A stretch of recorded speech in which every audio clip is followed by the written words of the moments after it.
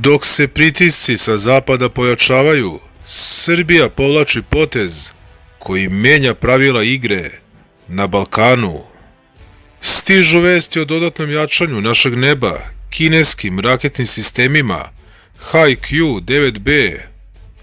Da li je ovo konačan odgovor Beograda na ucenjivačku politiku NATO pakta i kakvu poruku šaljemo kupovinom tehnologije koja direktno parira najsavremenijim zapadnim avionima? Danas analiziramo zašto je HQ-9B postao noćna mora za one koji bi ponovo da prete suverenitetu Srbije. Američki izvori objavili su planove Ministarstva odbrane Srbije o nabavci nove opreme za protivvazdušnu odbranu PVO iz Kine, navodeći da je predsjednik Srbije Aleksandar Vučić najavio skoro potpisivanje novih ugovora radi jačanja sistema odbrane i ističući da je vodeća opcija sistem HQ-9B. Jedna od mogućnosti je jačanje sistema nabavkom naprednog kineskog sistema dugog dometa HQ-9B, koji se često poredi sa ruskim S-400. Srbija se u većoj meri od drugih evropskih država oslanja na raketne sisteme zemlja-vazduh s obzirom na ograničenje izdvajanja za odbranu i relativno malu i stariju flotu borbenih aviona. Okosnicu sistema protivvazdušne odbrane čini kineski sistem srednjeg dometa HQ-22, čija je isporuka počela u aprilu 2022. godine.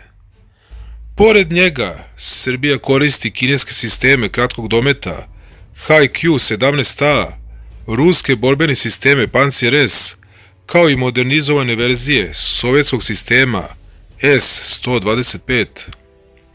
Iako Vučić nije precizirao koji sistemi će biti nabavljeni, analitičari ocenjuju da će se Srbija sve više oslanjati na kinesku opremu. Kao jedan od razloga navodi se niži nivo poverenja prema članicama NATO-a, koje nude ograničen izbor sistema uz visoke troškove i restriktivne uslove korišćenja. Na takav pristup utiču istorijska iskustva, uključujući NATO agresiju na Srbiju, kao i uloga pojedinih članica alijanse u podršci i priznavanju samoproglašene nezavisnosti tzv. Kosova. Dodatni faktor predstavlja politički pritisak Zapada da se Srbija uzdrži od nabavke ruskog naoružanja, što smanjuje verovatnoću novih većih ugovora sa Moskvom. Srbija je ranije razmatrala kupovinu ruskih sistema S-300 i S-400, a jedan bataljon S-400 bio je raspoređen u zemlji tokom vojne vežbe 2019. godine.